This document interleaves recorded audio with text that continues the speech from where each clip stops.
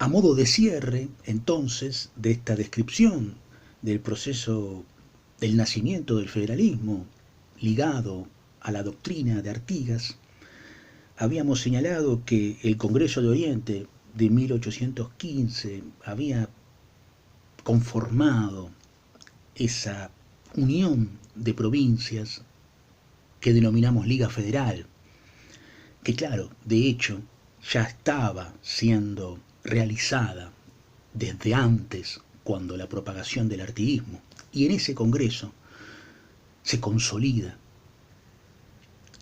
Habíamos dicho que el año 15 era el año en el cual encontramos al artiguismo multiplicándose. 6 provincias entonces establecían un denominador común: la doctrina federalista, la soberanía particular de los pueblos. Artigas tenía en ese año 15, por vez primera, dominio del territorio de la provincia oriental. Esa provincia había estado hasta 1814 en manos de los realistas, y del 14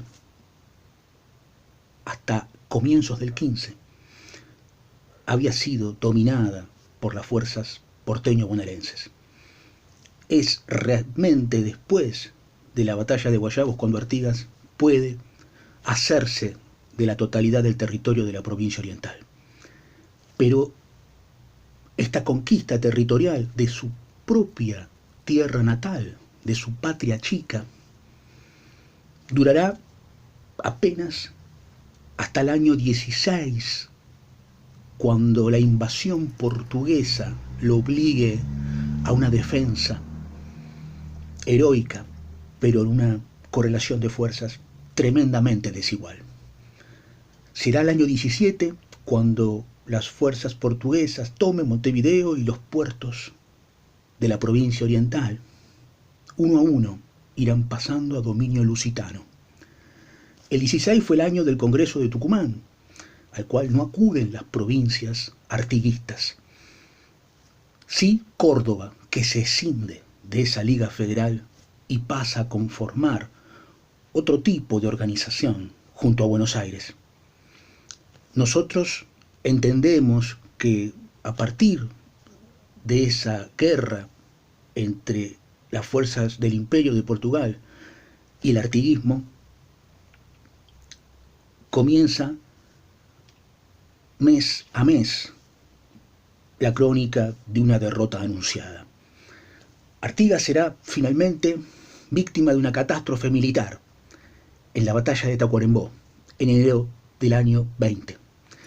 El año 20 es el último de los años del periodo artiguista, y es allí cuando, derrotado en Tacuarembó, cruza Entre Ríos, y es en Entre Ríos cuando Artigas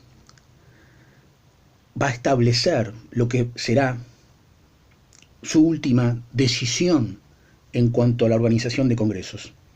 Expliquemos en detalle esta instancia.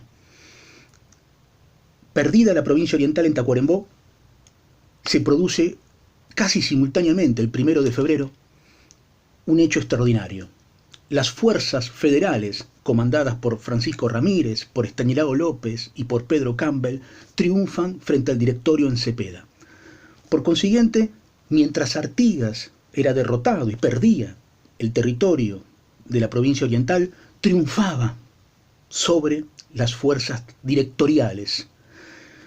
Sin embargo, tanto Francisco Ramírez, representante de Entre Ríos, comandante general de la provincia, y el gobernador caudillo Estanislao López resolverán firmar junto a Buenos Aires lo que se conoce con el nombre del Tratado del Pilar.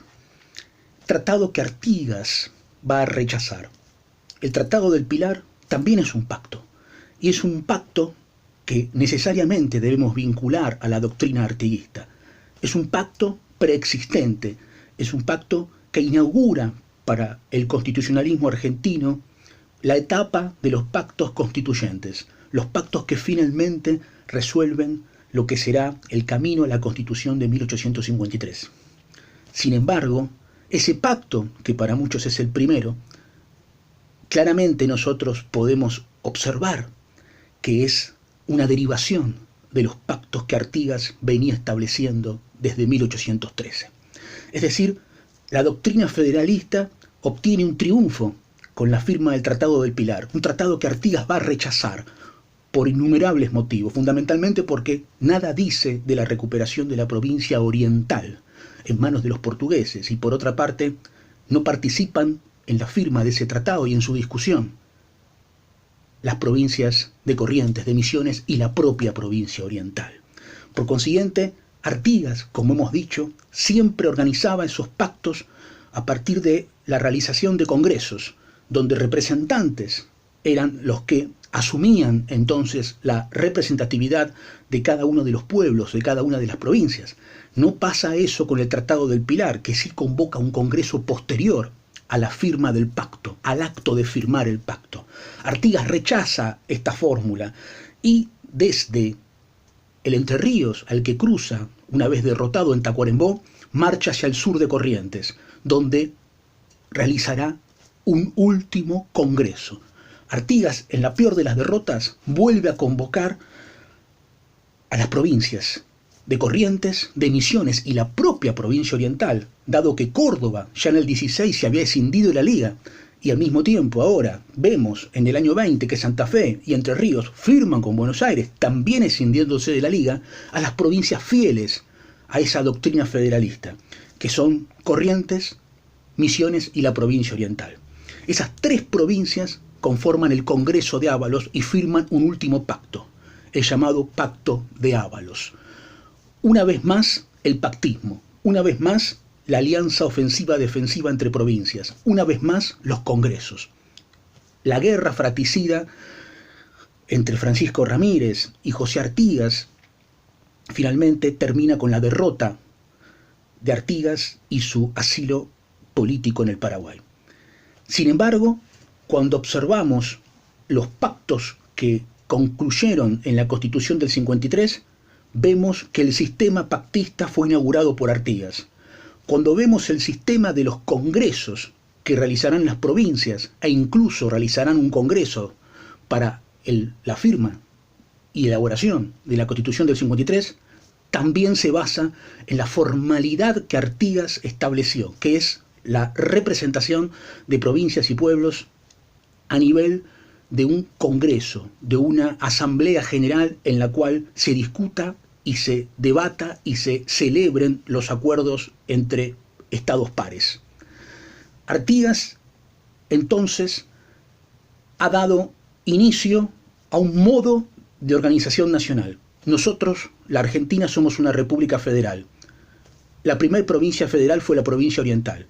Nosotros somos producto de la unión de las provincias unidas a través de pactos. Nuestra Constitución nos lo dice, pactos preexistentes. Artigas es el primero en diseñar el pactismo en lo que hoy es la República Argentina. Por consiguiente, vemos en Artigas la soberanía particular de los pueblos, vemos el respeto a los cabildos, vemos el nacimiento del pactismo, vemos los primeros congresos de provincias y de pueblos, observamos las primeras alianzas ofensivas-defensivas. Todo eso conforma el federalismo. Y es ese el espejo en el que nos seguimos mirando cuando observamos la necesariedad de que las provincias sean respetadas en su autonomía. Pasó el tiempo de 1820. La organización nacional demoró muchísimo más.